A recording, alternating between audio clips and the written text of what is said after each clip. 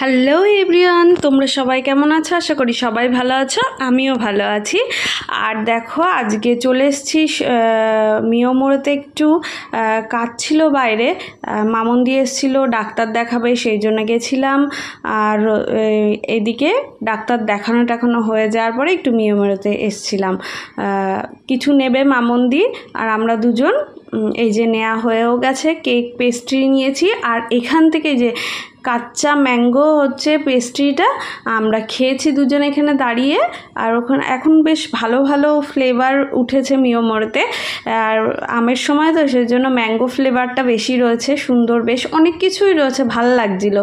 তো তারপরে আমার আরও কাজ ছিল, মামুন্দি তো বাড়ি চলে এসেছিলো, আমি আর একটু কাজবাজ করে তারপরে এসছি 3টের সময়। মামুন্দি আমাদের বাড়ির থেকে আবার বাড়িও চলে গেছে, আমি তখন বাড়ি এসছি। এসে খুব তো খিদে পেয়ে গেছে, স্নান করে টোরেই গেছিলাম, ড্রেসটা চেঞ্জ করেই অমনি খেতে বসে পড়েছি। দেখো এত বড় মাছের মাথা তুলতে দেখে ভেবেছো মাছের মাথা খাবো? আমি এত বড় কেন, আমি মাছের মাথা খাই না, রুই কাতলা মাছের তো মাথাই খাই না, আমার কেমন আষ্টে গন্ধ বেরোয়। তো হচ্ছে আমার পাশে একটা ছোট্ট মাছ রয়েছে, সেই মাছটাই নিয়েছি।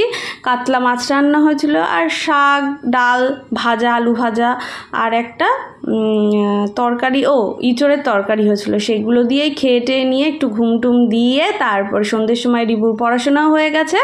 এখন বাবা বাজারে গেছিলো, সেখান থেকে নিয়ে আসলো হচ্ছে ফুচকা। দেখেছো সবার প্রথমে বাটি টাটি নিয়ে রিবু একদম রেডি হয়ে বসে পড়েছে। আমি সবাইকে বেড়ে দিলাম, রিবু সবাইকে হাতে হাতে দিয়ে দিল, আর নিজেও নিয়ে বসে পড়েছে। দেখেছো টক জল দিয়ে একবারে খেয়ে নিচ্ছে।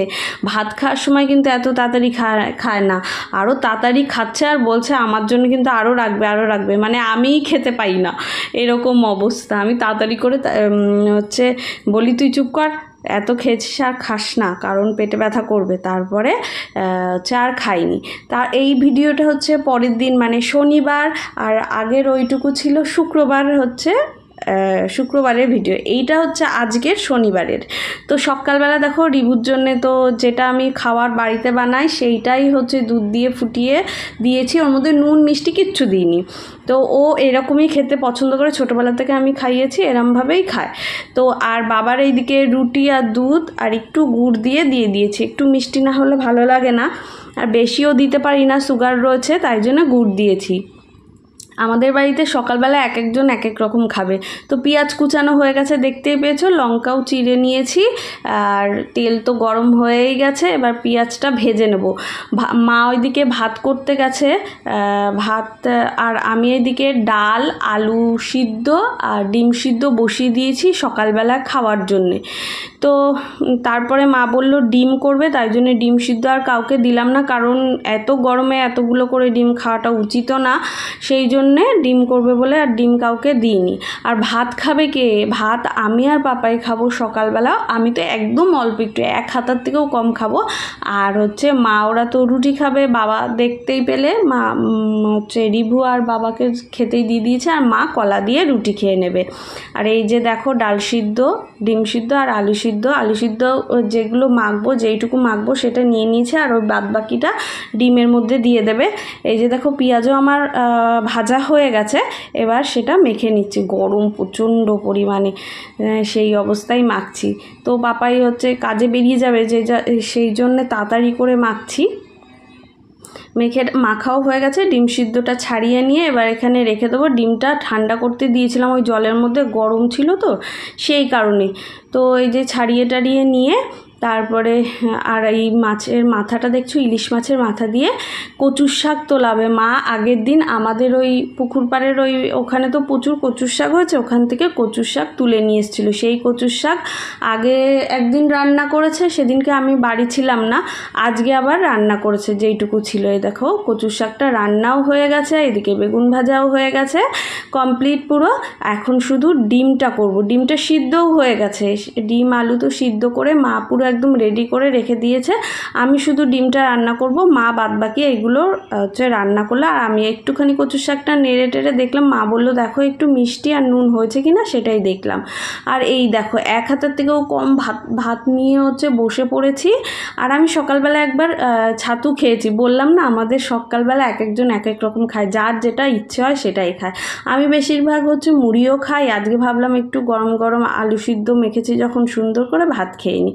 তো সেই ভাতটাই খেয়ে নিলাম। খেয়ে উঠে এবার রান্নাঘরে এসেছি। মাকে বলেছিলাম মা আজকে না একটা অন্য রকমের ডাল করছে, তো বলেছিলাম যখন ডালটা করবো আমায় ডাক দেবে। তা খাওয়া দাওয়ার পরে মা ডালটা বসিয়েছে। দেখো প্রথমে তো এমনি সিম্পল যেভাবে ডাল করে ফোড়ন দিল হচ্ছে সর্ষে আর শুকনো লঙ্কা দিয়ে, আর ডালটা দিয়ে দিল, হলুদটা ডালের মধ্যেই দিয়ে এবার ফুটুক। আর হচ্ছে মা আজকে ডাল করবে গন্ধরাজ লেবু দিয়ে। তো আমি প্রথমে ভাবলাম গন্ধরাজ লেবু দিয়ে কি করে হচ্ছে ডাল করে, তো মা বলল আম নেই তো সেই কারণে গন্ধরাজ লেবু, আমাদের এটা গাছের লেবু, সেই বলেছিলাম না গাছ কাটা হয়েছিল তখন লেবু অনেক পড়ে গেছিলো। এটা অনেক বিশাল বড়, মানে বিশাল অনেকটাই বড় বেশ গন্ধরাজ লেবু হয়েছিল, সেই লেবুটা দিয়ে টক ডাল করছে, এরমভাবে দিয়ে দিচ্ছে। আমি বললাম এখনই দিও না, একটু পরে দাও, মানে যখন নামাবে তার একটু আগে দেবে। তো সেই তারপরে ফুটে গেছে, মা তারপরেই দিল নামানোর আগে।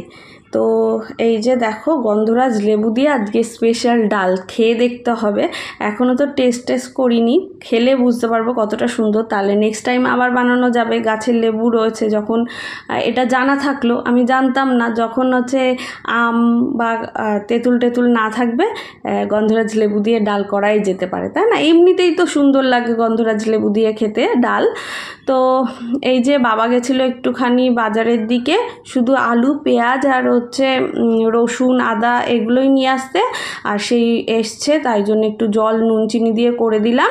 আর আমি ওইদিকে ডিম তো রান্না করছি, আর মা এদিকে বসে গেল। এইগুলো সেই আমাদের পুকুর পাড়েরই লতি, একদম দেশি লতি, এগুলোতে একটুকু গলা চুলকায় না, আমরা খাই মাঝে মধ্যেই। তো আজকে তোমাদের সঙ্গে শেয়ার করলাম। মা দেখো কেটে রেখে দেয় ফ্রিজে, মা যদি বাড়ি না থাকলে আমার সুবিধা হয় সেই জন্য একেবারে কেটে রেখে দেবে ফ্রিজের মধ্যে।